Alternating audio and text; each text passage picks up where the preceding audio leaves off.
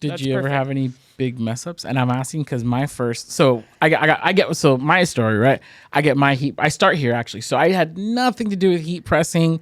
I had zero background in the industry. I think I talked about this in the previous podcast.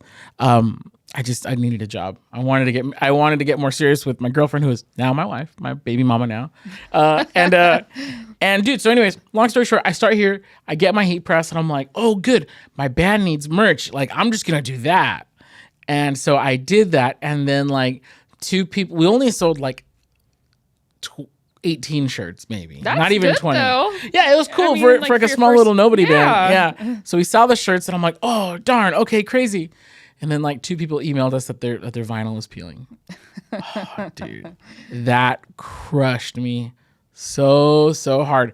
I felt like I wanted to quit here. Actually, I was like, man, like I work here, I can't even do it. Man, maybe this stuff just sucks. Like, cause I was so new, I had no idea, and so I was like, oh. But then I figured it out. I realized that just not enough pressure, guys. But anyways, yeah. So that was rough. Did you have anything like that? I did, and the good thing it was with a friend. Oh, good. So okay. I think it was when I was doing like printable vinyl, like inkjet. Oh yeah, like the Jet Pro or whatever. I think I didn't press it long enough or something, and it was peeling. And she messaged me, "Hey, like this is going on," and I was like, "Oh, great!" And it was when I just started, so. Yeah. I was like, oh, what do I do? What do I say? Oh, so I was just like, oh, you know what? Of course I apologize. It was the same day she needed it that she realized. Yeah. So I was like, rough. What you can do is, get something thin, put it over, and then, kind of heat it up with the iron bed, steam, because I didn't have time to go grab it or fix it, It did work, which was great. Good. However, of course, I refunded her the money for it because that, it was my fault.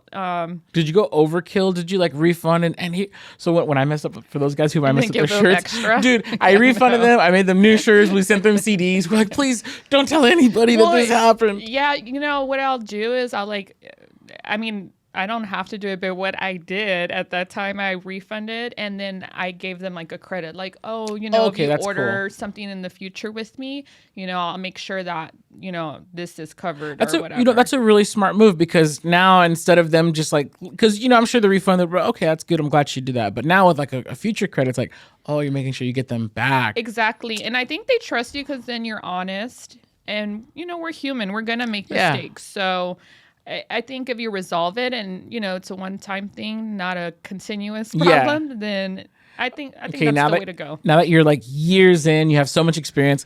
If somebody has an issue with, and you're nothing's going to be peeling now. You're freaking professional. Nothing peels. But like, somebody says, oh, this isn't the right, whatever. I thought it was whatever order issue. Are you still going to refund future credit, or is this like, are you a little bit more firm now, like, nah? I asked for pictures. How did you care for the shirts? Because we should all remember how to provide those instructions to them. So I think it's just important communicating with them. Hey, don't wash your shirt this way, do whatever it is. Even with cups, I don't really do vinyl cups anymore, but if I do, sometimes it's like, people like the names on the cups for like wine glasses or stuff like that. So if I do those once in a while, then I'm like, hey, this is how you need to care for it. Yeah, right. Don't hand wash it. Like, please don't put it in the dishwasher.